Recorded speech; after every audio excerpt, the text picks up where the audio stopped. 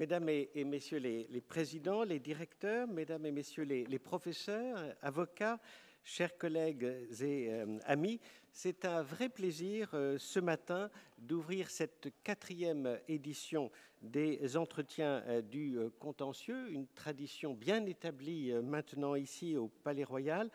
une édition à nouveau organisée par la section du rapport et des études et par la section du contentieux en partenariat avec l'Ordre des avocats au Conseil, que je salue, et consacrée cette année aux référés qui fêteront dans quelques mois à peine leur 20e anniversaire. Et c'est un plaisir qui suscite chez moi un brin de nostalgie, car je ne peux m'empêcher de dire avec vous tous 20 ans déjà. Et 20 ans déjà, oui, et je me rappelle, comme si c'était hier, l'effervescence de la section du contentieux à la veille de l'entrée en vigueur de cette loi du 30 juin 2000. Il y avait, comment vous dire, une atmosphère de ruche active, stimulée par la nouveauté, la découverte. C'était le printemps, le renouveau. J'étais à l'époque président de la première sous-section, avant de rejoindre au plus près le président Labetoul à ses côtés comme président adjoint. J'avais succédé au président Bruno Genevoix à la tête, et c'était un legs considérable. Je me sentais tellement humble et tellement, je dirais, comment vous dire, embarrassé, non pas de lui succéder, mais de prendre sa suite. Comment vous dire, et je voudrais, avec vous tous, rendre hommage au président Labetoul, qui, sur tout, mais encore plus sur ce sujet, partageait tout avec le vice-président Renaud Denoy de Saint-Marc. Daniel Labetoul a été le père de cette réforme, mais un père éminemment moderne. Il ne s'est pas, en effet, limité, borné à présider le groupe de travail qui a conduit à cette réforme, mais, comment vous dire, il l'a patiemment élevé, lui consacrant toute son attention pour révéler ce qu'elle portait en elle et lui donner les moyens de voler par ses propres ailes. Quand je parlais de renouveau, de découverte, je me souviens l'excitation que nous avions en découvrant, installée par le secrétaire général, la nouvelle boîte aux lettres dans la cour du Palais Royal avec la mention « référé ». Mais on en parlait, c'était quelque chose. Vous avez vu, il y a des gens qui viennent de déposer, et on pouvait déposer à n'importe quelle heure du jour et de la nuit, y compris le samedi, le dimanche. Tout ça était formidablement nouveau, formidablement stimulant, au point même que les permanences que nous nous répartissions entre nous, au départ, c'était le président de la section avec ses 3 présidents adjoints qui étaient juges des référés, ne posaient aucun problème. On était tous candidats et on en redemandait, tellement c'était un plaisir que de participer à cette œuvre de renouveau. Et je dois dire que le lancement de cette réforme par justement cette communauté des 4 a beaucoup compté aussi en définissant rapidement un mode d'emploi clair et pratique pour ces procédures nouvelles, en fixant de manière cohérente les grandes lignes d'une jurisprudence qui reste pour l'essentiel en vigueur aujourd'hui. Et c'est justement l'une des raisons sur lesquelles on se penchera du succès de cette réforme et de son acclimatation par le juge administratif. Encore une fois, voilà, une fois que la loi a été adoptée, il a fallu la faire entrer en quelque sorte dans les habitudes du juge administratif et du Conseil d'État, et toute une série de choix ont dû être faits, et je me souviens combien le président Labetoul a insisté sur un certain nombre de choix. Je pense par exemple à celui de ne pas faire siéger le juge des référés dans la salle de section avec toute la distance, la majesté en quelque sorte qui sépare le juge du public, mais au contraire d'installer le juge des référés dans la salle aux dents, voire dans le vestiaire des avocats, autour d'une même table qui, en quelque sorte, mettait le juge au même niveau que les parties, au niveau, je dirais, de la conversation, parce qu'il s'agissait, en quelque sorte, d'une conversation. Mais cette phase de mise en œuvre doit aussi beaucoup à l'Ordre des avocats au Conseil, et je voudrais saluer les présidents successifs de l'Ordre qui ont été des partenaires eux aussi stimulés, qui ont compris l'enjeu de cette réforme et en ont été les acteurs résolus. Je pense notamment au président Barthélémy, à la présidente Baraduc, au président Pevnica et tant d'autres, jusqu'à vous, Monsieur le Président Boré, qui acceptez de présider cette première table ronde de la matinée. Je ne peux pas oublier non plus la mobilisation des agents du greffe, et notamment le rôle de Madame Longuet, qui a été la première responsable du bureau des référés, après avoir été la secrétaire de la première sous-section. Comment vous dire, elle a beaucoup compté aussi dans l'installation de ces nouvelles habitudes, et je voudrais rendre hommage à tous ceux qui ont aussi accepté de bouleverser leurs habitudes et d'être des acteurs si compétents, si investis de cette réforme. Cette journée est donc l'occasion de faire une sorte de bilan d'étape qui permettra de réfléchir sur le passé, mais aussi, je l'espère, de tracer des pistes pour l'avenir. En tout cas, une chose est claire et personne ne le discutera, les référés sont un succès éclatant pour la juridiction administrative et les chiffres parlent d'eux-mêmes. Le nombre de requêtes déposées devant les tribunaux administratifs oscille entre 25 000 et 30 000 depuis 10 ans, quand le Conseil d'État rend annuellement entre 300 et 500 ordonnances au titre des 3 référés. Mais au-delà des chiffres, la loi du 30 juin 2000 a donné à la juridiction administrative, je venais de le dire, un souffle nouveau qui a redonné du sens à son action, tout en contribuant à rénover ses pratiques. Elle a aussi, disons-le, incontestablement amélioré son image auprès des justiciables, sans lesquels la confiance envers le juge ne peut prospérer. Alors, je voudrais ce matin intervenir en 3 temps, sans mordre sur les sujets qui vont être abordés par les tables rondes successives, expliquer d'abord comment les procédures de référé ont replacé le juge administratif au cœur de la cité, comment ce point de vue nouveau adopté par le juge administratif l'a conduit à déployer son nouvel office, avant de terminer pour nous interroger sur les transformations qu'a induites cette réforme pour la juridiction administrative, avant d'aborder peut-être les nouveaux défis auxquels fait face le juge de l'urgence. D'abord, et c'est sans doute le constat le plus fort qu'on peut aujourd'hui partager, en faisant coïncider le temps du juge et celui des parties, qu'il s'agisse de l'administration, des entreprises, des citoyens, les procédures des référés ont replacé le juge administratif au cœur de la cité. La loi de 2000 a remédié, on l'oublie, mais à une défaillance majeure de la juridiction administrative. Et René Chaput estimait que le signe extérieur d'une bonne justice, c'est l'excellence de ces procédures d'urgence. Or, précisément avant l'intervention de la loi du 30 juin 2000, un large consensus s'était formé pour dire que l'état des procédures d'urgence devant la juridiction administrative n'était pas satisfaisant, contraignant, difficile d'accès, mis en œuvre de manière restrictive. Le sursis à exécution n'avait vraiment jamais fonctionné, et si une première teinture de l'urgence avait en quelque sorte permis d'apparaître, notamment avec le déféré liberté, l'institution d'une voie de recours spéciale contre les arrêtés de reconduite à la frontière, ou encore, on s'en souvient,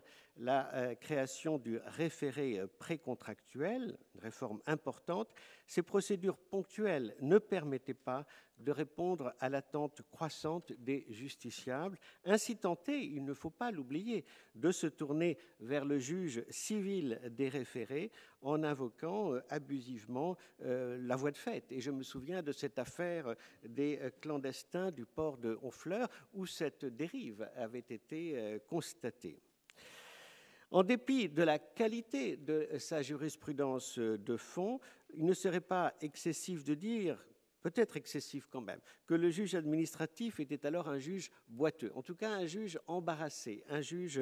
entravée, incapable d'appréhender en temps utile les manquements les plus graves de l'administration, de garantir le droit au recours de manière effective. Et par ailleurs, il ne faut pas oublier l'avertissement, le sens de la jurisprudence de la Cour de justice Factor Time, de remplir sa mission de juge de droit commun du droit européen. Et donc, c'est pour remédier à ces défaillances qui fragilisaient la légitimité de la juridiction administrative et dégradaient la confiance des justiciables, ont aussi, il faut être honnête, ont fait rater à la juridiction administrative des rendez-vous importants. Souvenez-vous, le principal motif qui a conduit par la loi de 87 à confier le contentieux du Conseil de la concurrence au juge judiciaire, c'est l'absence de mesures d'urgence. Et là, le juge administratif, qui l'a mal vécu, je dirais, a payé d'une certaine manière son incapacité, son impossibilité à répondre à une demande pressante des entreprises qui était d'avoir un juge prêt à statuer dans les délais du temps économique. Nous n'avions pas cet outil et cette absence, d'une certaine manière, eh bien, nous a été reprochée. Et donc, c'est pour remédier à ces défaillances que la loi du 30 juin 2000 a institué 3 nouvelles de procédures de référé urgent. Je ne m'étendrai pas tellement vous connaissez tout cela, le référé suspension, le référé liberté et le référé mesure utile. Ces procédures ont été définies de manière à ne pas remettre en cause le principe du caractère exécutoire des décisions administratives, règle fondamentale du droit public, et je ne peux que citer sur ce point la décision d'Assemblée de juillet 82 Huglot, tout en permettant aux justiciables d'obtenir du juge qu'il suspende un acte dont la légalité est empreinte d'un doute sérieux, fasse cesser des atteintes graves et manifestement illégales à une liberté fondamentale ou prononce toute mesure utile sans faire obstacle à l'exécution d'aucune décision administrative. Et le Conseil d'État s'est ingénié lors de cette phase d'apprentissage qui a suivi l'entrée en vigueur de la loi et que j'évoquais en introduction de mes propos, à donner leur pleine portée au nouveau référé, mais aussi à prévenir les excès vers lesquels ils auraient pu conduire le juge. Je pense en particulier à la manière dont il a encadré l'appréciation de l'urgence, qui doit résulter d'une double pesée, à la fois subjective et objective, des circonstances de l'espèce. Si une atteinte suffisamment grave et immédiate à un intérêt public, à la situation du requérant ou aux intérêts qu'il entend défendre est constatée, celle-ci doit encore être mise en balance de manière objective, de manière globale, avec l'ensemble des intérêts publics ou privés dont pourrait découler, le cas échéant, une urgence à exécuter.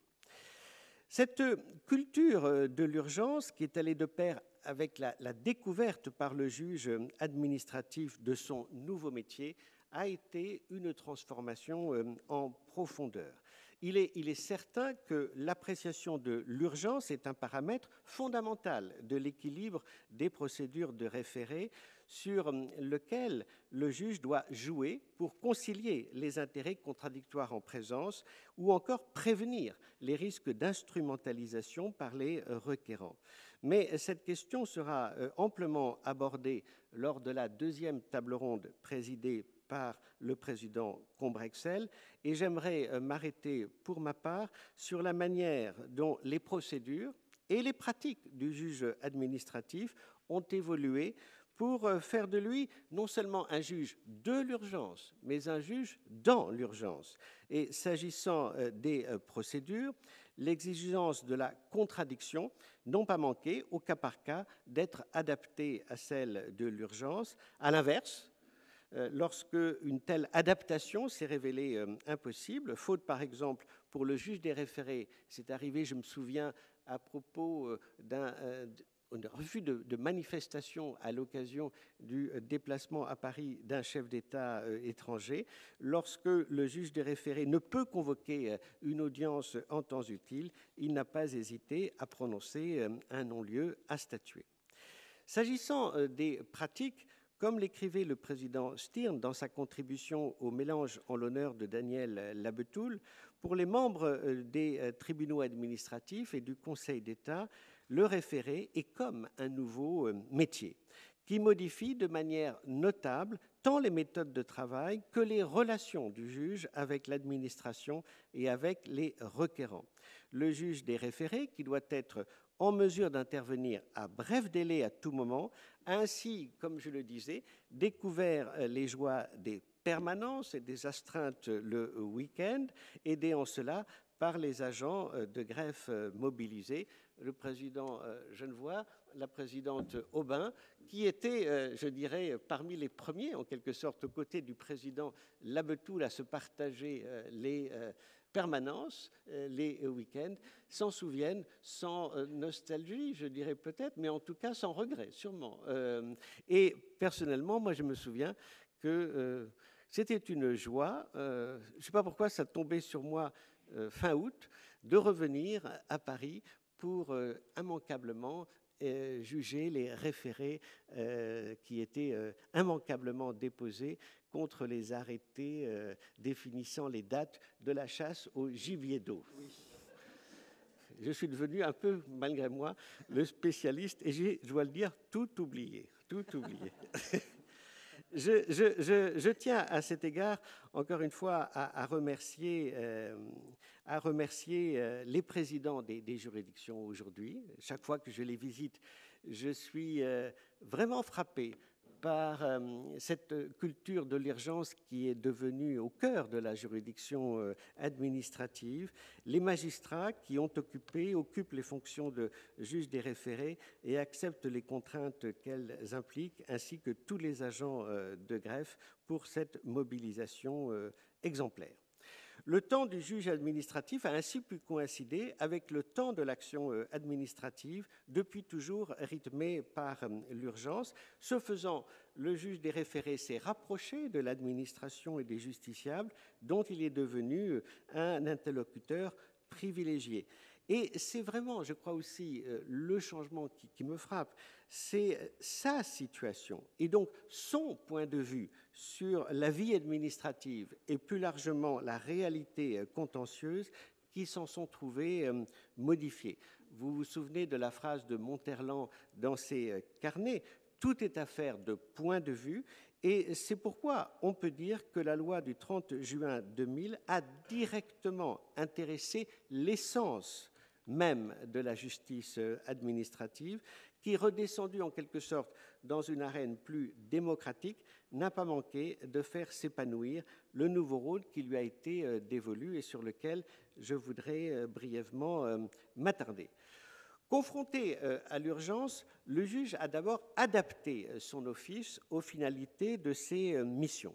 Être juge des référés n'a de sens que si le juge est capable d'offrir en urgence des remèdes aux problèmes qu'il rencontre. Le juge des référés, c'est l'acteur des solutions concrètes. Et la finalité de ces missions explique que le juge des référés se soit senti habilité, non pas à s'affranchir des conditions légales et jurisprudentielles mises à son intervention, mais à les manier avec toute la souplesse requise par les circonstances de chaque espèce. Le Conseil d'État a, ce faisant, admis que, par exemple, les circonstances particulières de l'espèce justifient une dérogation aux règles de recevabilité de la demande. Je me souviens, par exemple, pour un mineur non émancipé sollicitant un hébergement d'urgence. Il n'a pas non plus hésité à se donner les moyens d'avoir le temps et à s'inspirer de la Cour de Strasbourg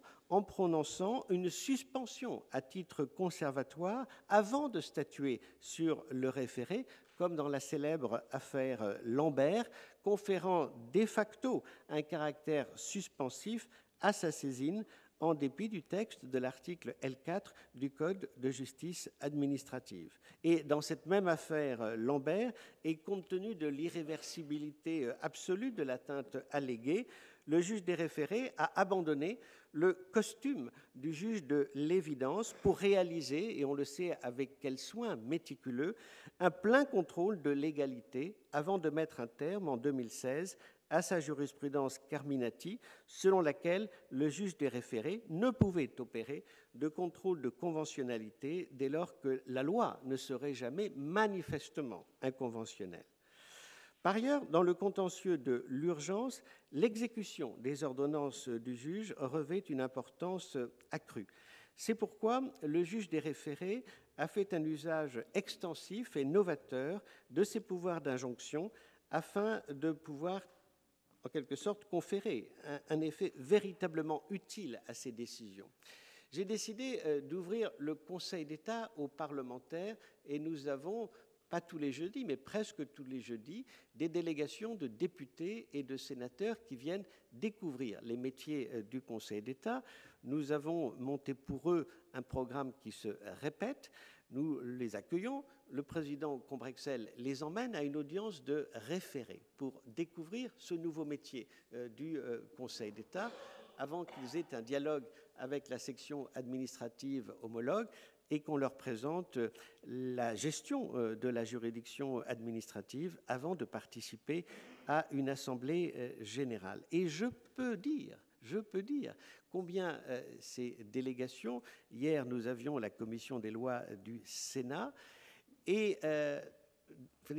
étonnée au bon sens du terme, admirative de la façon dont le juge des référés investit dans la profondeur des dossiers avec ce souci de donner un effet concret à l'ordonnance qu'il va rendre. Et le meilleur exemple, c'est tout ce contentieux des référés à propos des saisines des détenus. Je me souviens, et cela a été d'ailleurs souvent ce qui a été présenté aux parlementaires à l'occasion de ces audiences de référés, qui ne sont pas les audiences Potemkin, qu'on n'invente pas pour, je dirais, montrer une nouvelle vitrine de la juridiction administrative. Ce sont de vraies affaires qui ne sont pas inventées pour eux, mais qui sont la réalité de notre vie quotidienne ou hebdomadaire. Je me souviens, par exemple, quand le Conseil d'État a enjoint à l'administration de la prison des Baumettes de procéder dans un délai de 10 jours à un diagnostic complet des prestations appropriées à la lutte contre les animaux nuisibles, on dirait une façon pudique de décrire ce que peut être la vie d'un prisonnier, dans la perspective de définir un nouveau cahier des charges. Et dans cette attente, le juge des référés a ordonné une opération immédiate de dératisation et de désinctisation de la prison dans les plus brefs délais. Dans la même veine, estimant qu'une note de service instituant un régime de fouille intégrale systématique dans la maison d'arrêt de Fleury-Mérogis constituait une atteinte grave et manifestement illégale à certaines libertés fondamentales, le Conseil d'État a également enjoint à l'administration non de suspendre son exécution, mais de modifier sans délai ses conditions d'application pour permettre, par exemple, la modulation des fouilles en fonction de la personnalité des détenus. Dernier exemple, lorsqu'il suspend une décision de rejet, le juge des référés n'hésite pas à assortir la mesure de suspension, et c'est très important, de l'indication, je cite, des obligations provisoires qui en découlent pour l'administration, ou de rappeler les mesures que d'autres textes imposent à l'administration de prendre pour assurer l'exécution de la suspension qu'il prononce. Et donc cet épanouissement du juge des référés, qui se saisit des enjeux très concrets d'un litige et devient encore une fois l'acteur de solutions concrètes, cet épanouissement du juge des référés a entraîné d'une certaine manière un réajustement de l'architecture contentieuse. Le juge des référés est en principe, on le sait, un juge du provisoire, mais il n'est pas rare que le provisoire en droit devienne définitif en fait et que l'accessoire devienne en réalité le principal. Ceci peut être lié au fait qu'en référé liberté ou en référé mesure utile, le requérant n'est pas tenu, on le sait, d'introduire une requête au fond, ou à celui que l'administration modifie parfois sa décision avant ou après que le juge a statué. Et le président Stirn estimait d'ailleurs que cette dernière manière de clore un dossier représentait pour le juge la meilleure des satisfactions, celle qu'inspire le sentiment d'avoir contribué à la bonne marche de l'administration et à des relations plus confiantes entre celle-ci et les citoyens. Mais il est encore plus fréquent que le juge des référés prenne lui-même des décisions difficilement réversibles, en particulier quand elles concernent des situations fugaces. Les rejets des demandes de suspension de l'exécution des arrêtés interdisant la tenue des spectacles de Dieudonné, la suspension d'un arrêté autorisant la chasse au courlis cendré pour la saison 2019-2020, ou l'injonction faite à l'agence de biomédecine d'exporter des gamètes en Espagne, c'est la fameuse affaire González-Gómez, en vue d'une insémination post-mortem, ne pourront jamais voir leurs effets effacés. Le Conseil d'État est d'ailleurs revenu sur sa jurisprudence initiale, selon laquelle le juge des référés ne pouvait prendre aucune mesure qui serait équivalente à une annulation et juge dorénavant que les mesures prises par le juge des référés de liberté doivent en principe présenter un caractère provisoire, sauf lorsque aucune mesure de cette nature n'est susceptible de sauvegarder l'exercice effectif de la liberté fondamentale à laquelle il est porté atteinte. Tout ceci est le propre des procédures de référé et la marque de leur vitalité. Il n'est certainement pas plus problématique pour le juge des référés de prendre des mesures définitives que pour le juge du fond d'annuler une décision après qu'elle a en réalité cessé de produire ses effets. Et tout le monde garde à l'esprit le cas de René Benjamin, qui a certes obtenu le droit glorieux que son nom figure aux grands arrêts de la jurisprudence administrative, mais pas en fait le droit de pouvoir donner ces fameuses conférences littéraires. Et le centre de gravité du débat contentieux devant la juridiction administrative s'en trouve en quelque sorte déplacé, et l'on comprend aisément à cet égard que de plus en plus d'affaires de référés montent en formation collégiale, voire en section et en assemblée, même s'il faut toutefois prendre garde à ce que le référé n'absorbe pas le fond et que l'articulation de ces procédures aux finalités différentes demeure claire. Je voudrais terminer par quelques réflexions, ou plutôt quelques questions, car je n'aurai pas la prétention d'apporter les réponses. Ce sont les débats, les tables rondes et les échanges que vous aurez tout au long de cette journée qui nous permettront d'apporter ces réponses. Terminer sur les transformations de la juridiction administrative induites par la réforme, mais aussi les nouveaux défis devant lesquels est confronté le juge administratif. D'abord, il est clair que certains éléments qui ont fait le succès de la culture des référés ont vocation à se diffuser dans l'ensemble de la juridiction administrative. Et il est à cet égard évident, sans que l'on sache distinguer la poule et l'œuf, que les référés ont au moins nourri l'attention grandissante du juge administratif pour les effets concrets de ses décisions. Et c'est une évolution que j'encourage. Il faut que le juge administratif, que ce soit en urgence ou au fond, reste le juge préoccupé par l'effet concret de ses décisions, intéressé par les enjeux concrets, politiques, administratifs, économiques et sociaux qui sous-tendent les litiges portés devant lui. Et cette attention aux effets des solutions apportées par le juge ne s'est évidemment pas limitée au référé, mais a aussi envahi, et au bon sens du terme, l'ensemble de la culture de la juridiction administrative et encouragé les efforts de celle-ci à endosser ses habits neufs, pour reprendre une expression utilisée par le président Arrigui de Casanova. Je pense aussi à une chose très importante, la redécouverte de l'oralité. C'est évidemment une des grandes vertus du référé que d'avoir, avec le plein accord de l'Ordre des avocats au Conseil, que je voudrais une nouvelle fois remercier, d'avoir transformé profondément le standard de cette audience.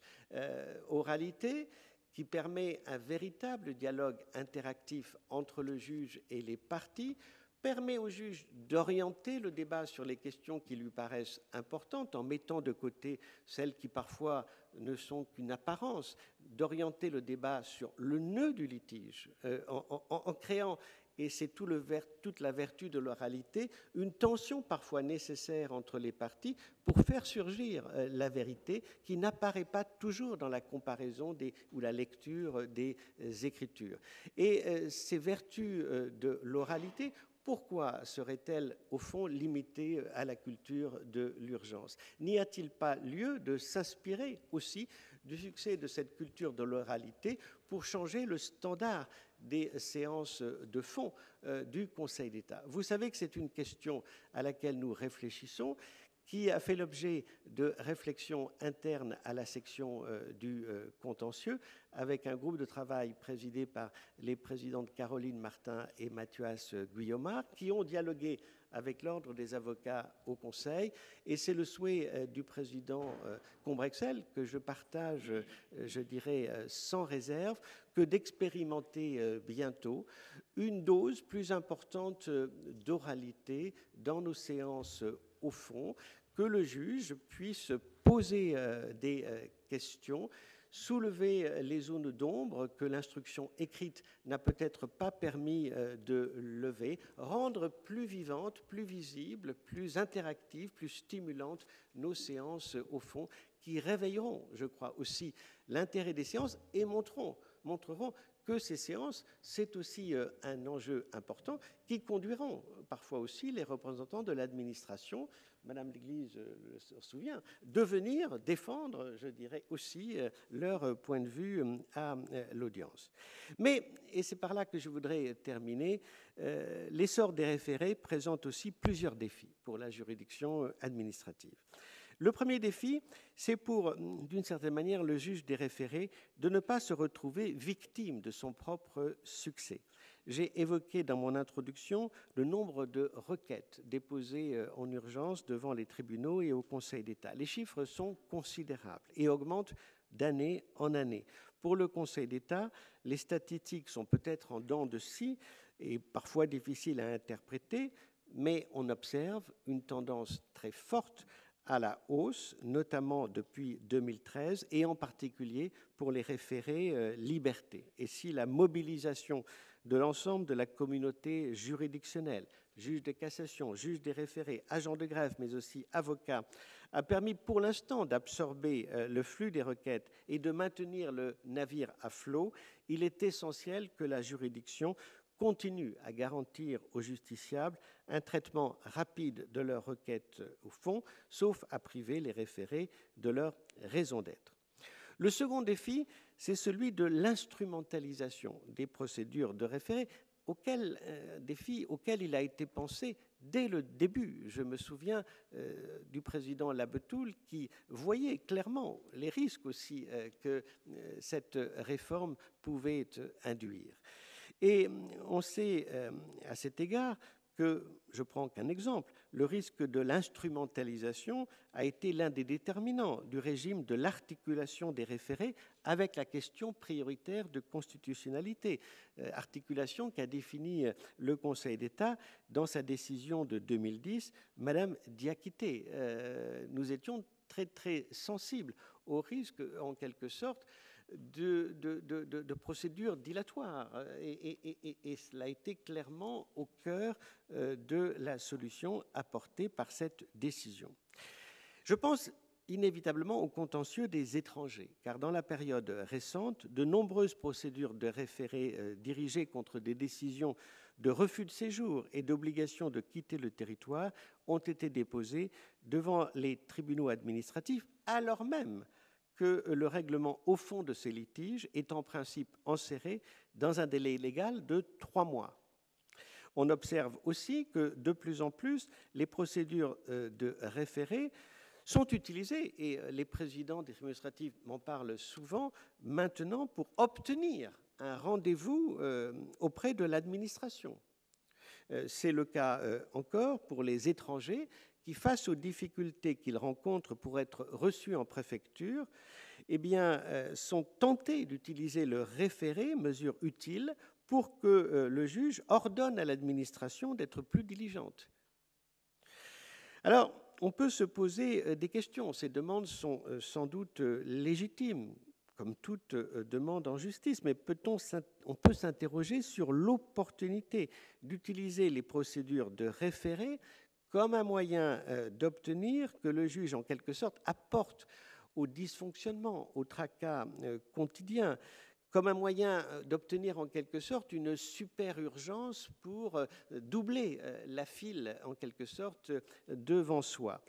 Je ne suis pas certain, objectivement, que le rôle du juge des référés ait été conçu pour cela, qu'il soit en quelque sorte de venir pallier les problèmes très bureaucratiques, très concrets d'organisation de l'administration, et que, voilà, ces questions-là, ces questions très pratiques d'organisation de la prise de rendez-vous méritent, même au stade de l'urgence, une juridictionnalisation. Et ce risque d'instrumentalisation est inhérent aux procédures de référé, dès lors qu'il est naturel pour des requérants de vouloir toujours obtenir des décisions plus vite. Mais le juge ne peut se transformer en cabinet d'audit de l'efficacité de l'organisation administrative sans céder à la pression de l'actualité et en restant toujours aussi rigoureux dans son appréciation de l'urgence. Le troisième défi consiste à faire preuve de pédagogie auprès des parties, premières destinataires des décisions rendues, mais aussi auprès de la doctrine, des justiciables, mais de manière plus générale de l'opinion publique. Car le fait que le juge ait accordé son temps contentieux au temps des parties, au temps politique, au temps médiatique, au temps économique, donne évidemment à l'ordonnance de référé une résonance que n'a plus la décision au fond. Et je suis frappé de voir que d'ailleurs le Conseil d'État publie des communiqués de presse à l'occasion de ces décisions en référé et que cela éveille un très grand intérêt médiatique, mais ne communique plus sur la décision au fond qui pourtant dit le droit. Je pense par exemple au recours contre les 80 km/h, la limitation de vitesse à 80 km/h. Tout le monde, je dirais, a porté attention au référé, d'ailleurs de rejet des recours. Personne n'a parlé de la décision au fond qui statue sur la légalité de cet acte réglementaire. Et donc, c'est un nouveau défi aussi pour le juge de l'urgence, le juge de référé, parce que s'ajoute à la complexité des débats cette tension supplémentaire qui vient finalement des médias, des réseaux sociaux, qui cherchent à influencer d'une certaine manière l'issue d'un procès par des prises de position assimilables parfois à de véritables campagnes de presse. Et donc, cette médiatisation est un nouveau défi pour le juge administratif qui impose d'apporter attention à la communication, à l'explication, à la pédagogie. Et il n'a pas été rare que le Conseil d'État organise, bien entendu pour l'affaire Lambert, mais pour beaucoup d'autres affaires, des conférences de presse pour expliquer de manière très très concrète le sens, la portée des décisions rendues en référé. Il faut donc un juge pédagogue, mais un juge qui ne soit pas capturé par ces pressions de la communication et puisse nécessairement se mettre à distance pour pouvoir juger en toute sérénité et maintenir la confiance du public qui est l'essence même du devoir du juge. Et sur ces mots trop longs, pardonnez-moi, que je cède maintenant la place au président Louis Boré et aux intervenants de la première table ronde. Je voudrais remercier très très chaleureusement l'ensemble de ceux qui ont accepté d'intervenir au cours de ces entretiens, les présidents des tables rondes successives qui verront se succéder